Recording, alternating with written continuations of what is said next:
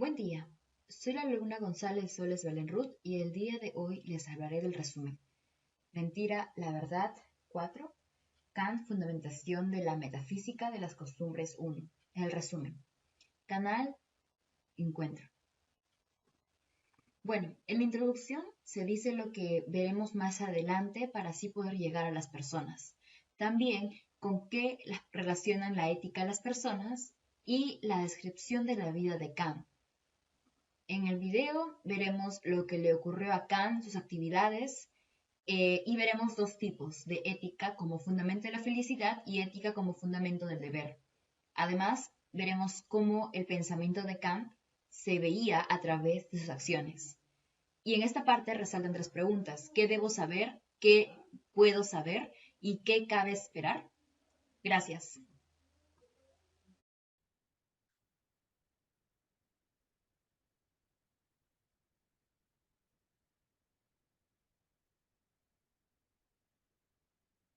Buen día, profesor y presentes. En esta oportunidad les hablan Nayeli Semana Félix Coronel y les hablaré sobre los aspectos interesantes y relevantes. Mentira, la verdad 4. Kant, fundamentación de la metafísica de las costumbres 1. Del canal llamado Canal Encuentro. Antes que nada, el video empieza con una introducción, donde existe un cúmulo de gente en una plaza que se va reuniendo para poder escuchar a un presentador. Este presenta el tema y desarrolla un contexto de todo lo que va a desarrollar el video, para que de esta forma se podría facilitar el interés del espectador, de la persona que está viendo el video, para que así tenga un concepto más claro de lo que se va a realizar en el video. Luego se explican las definiciones de la ética, las definiciones básicas de la ética. Clarifica la concepción de la ética. En un momento él dice que la ética está, o lo lleva, la mayoría de las personas lo llevan mucho relacionado a lo que sería el bien, y el mal sería como la negación de la ética, cuando realmente la ética es una rama filosófica, es una disciplina filosófica, y por lo tanto va mucho más allá de eso. También se complementan las explicaciones que está dando el presentador con algunas escenas breves, que es como que la representación de la explicación del presentador. También se brinda una descripción de la vida de Kant, como dónde nació, o mejor dicho, qué gentilicio tiene.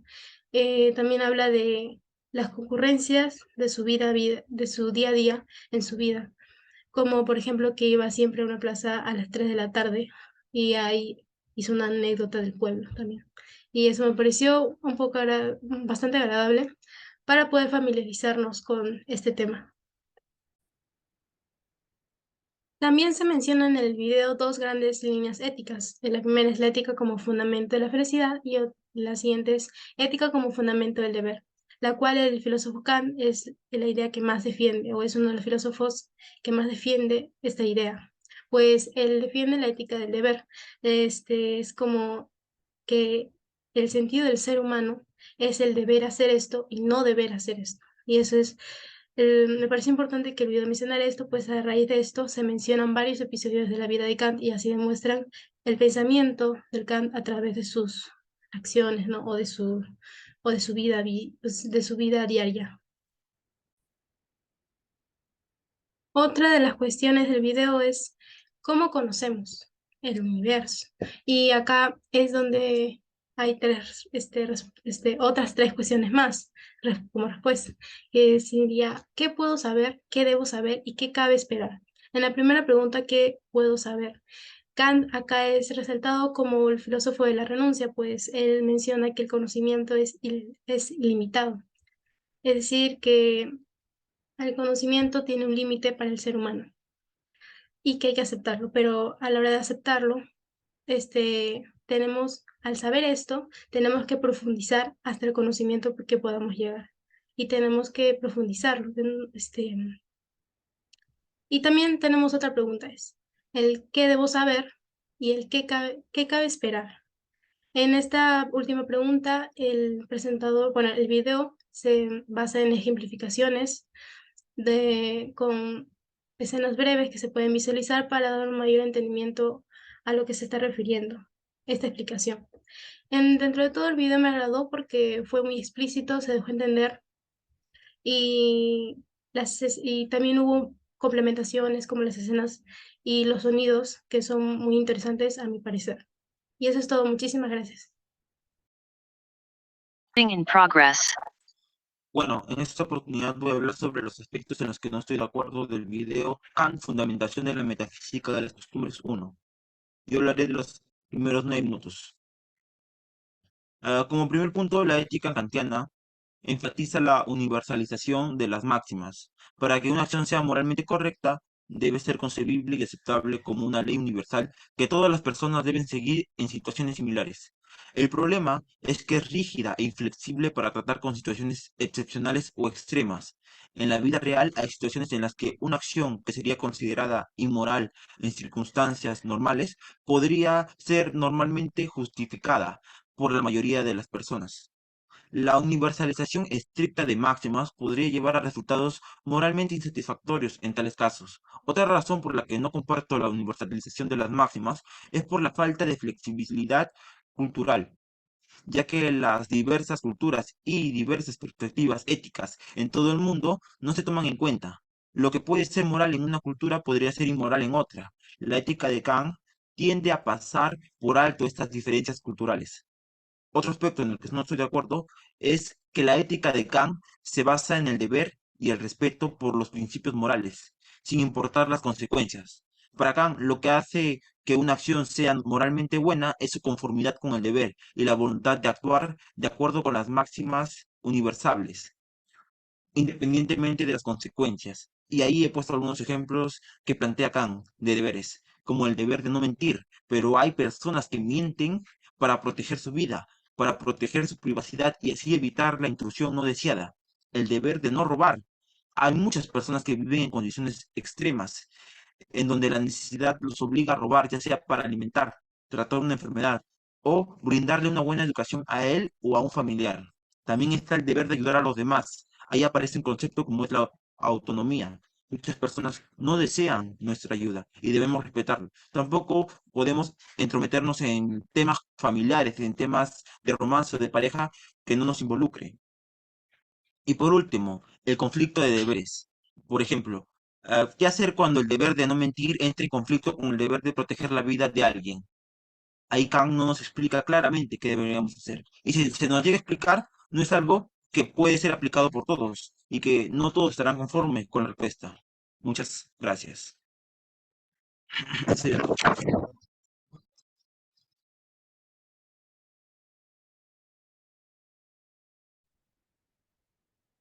En esta oportunidad les voy a hablar sobre el resumen de la parte 2 del video.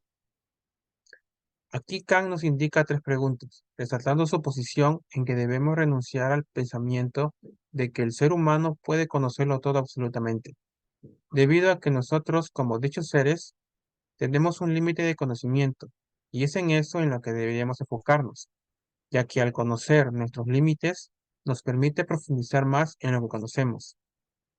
Sin embargo, Kant resume estas preguntas en una sola. ¿Qué es el hombre?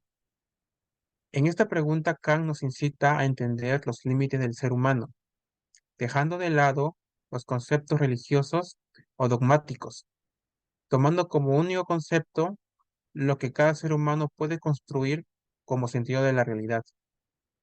Kant es el primer filósofo en decir que el ser humano no puede alcanzar el total conocimiento de las cosas en sí, debido a que la realidad que nosotros vemos y vivimos, esto permite tener una percepción parecida a alguien más, nunca será igual. Por otro lado, nuestra percepción es lo que somos y a base de eso constituimos el sentido de las cosas, porque lo que es una proyección de la estructura con la que vivimos desde que nacimos. Todo esto que nos forma es lo que va formando nuestra realidad. Kant también resalta que debido a que el ser consciente de que nuestro conocimiento es condicionado, queremos aspirar a más y sobrepasar nuestros límites. Sin embargo, esto no significa que no tengamos el potencial de ir por todo, sino es que debemos entender las consecuencias de que surgen al hacerlo, surgiendo así la conciencia moral. Gracias. Continuando con la breve explicación del video, en el tema de los límites del ser humano, les hablaré sobre los aspectos que nos parecieron agradables del video. El primero viene a ser a que presenta preguntas interesantes. Por ejemplo, en la primera parte nos dicen ¿qué es el hombre? O sea, nos hace divagar y nos hace entrar entre varios conceptos de definición a cada persona sobre qué vendría a ser el hombre. La otra pregunta viene a ser ¿quién describe al cielo tal como es? Esta pregunta viene respecto entre tres puntos. Por ejemplo, ¿cómo vería el cielo un ave, una mosca o un ángel o entre nosotros mismos? Nos hace ver que el cielo se puede definir de diversos puntos con diversas explicaciones.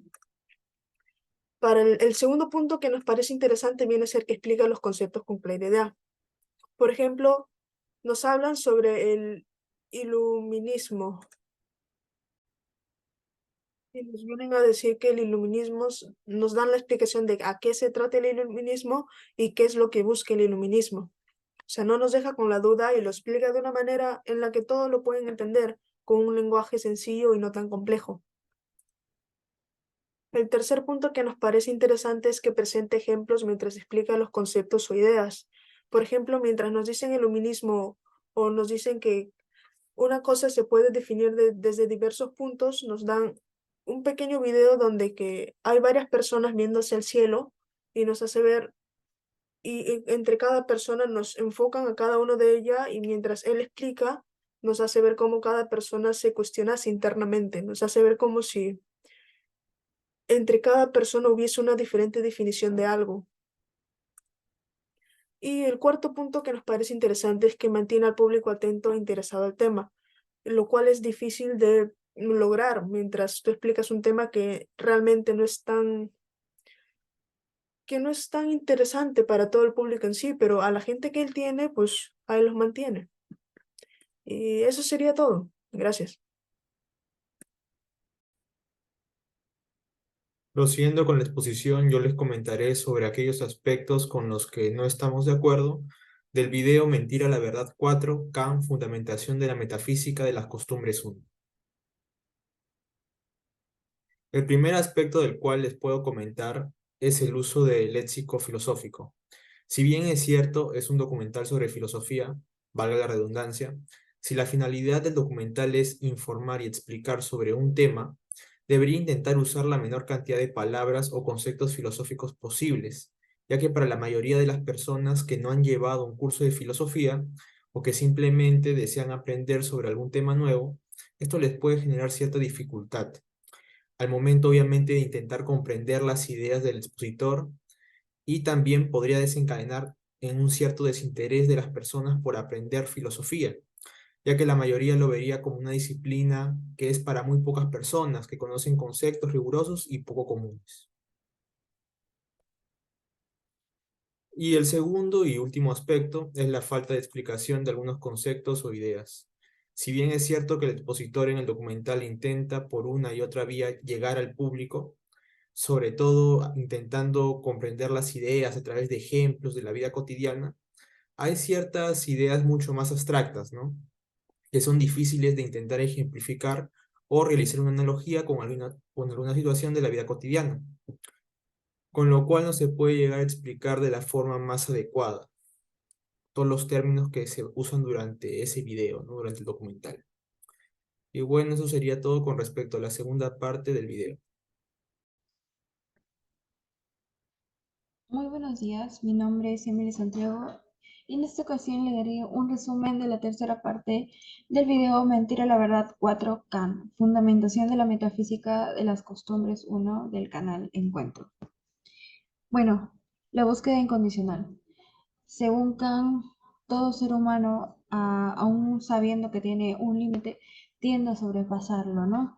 Como dice, como somos conscientes que nuestro conocimiento es condicionado, entonces aspiramos a lo incondicional, según Kant. Obviamente tenemos como la capacidad de sobrepasar los límites, ¿no? Como todo ser humano, pero no tenemos conocimiento en sí. Como, por ejemplo, Sobrepasar los límites de conocimiento sería ya dar una hipótesis, una conjetura, pero no necesariamente un conocimiento. Bueno, pero hay un lugar, un único lugar donde encontramos, nos sentimos en contacto con lo absoluto, según Kant, que es la conciencia moral. La conciencia moral, la voz de la conciencia, según Kant, es algo que natural ya de un ser humano, es que todo ser humano tiene. La voz de la conciencia moral, nos dice que hasta un niño sabe qué es lo bueno y qué es lo malo. Es algo que por naturaleza uno tiene, ¿no? Pero uno tiene la libertad de poder obrar éticamente o no. Hay que saber diferenciar entre separar el ser del deber ser. O sea, no necesariamente actuar éticamente significaría actuar como uno mismo quiere, ¿no? Uno tal vez quiera hacer algo, pero no es ético. Así que puede haber ocasiones donde actuar éticamente puede llevar en contra de lo que tú quieras y tú pienses de lo que tú eres. Bueno, del, hablando de la ética kantiana, trata sobre la ética del deber. De ahí va a salir el libro de Fundamentación de la Metafísica de las Costumbres 1. Bueno, esto sería todo mi resumen. Muchas gracias.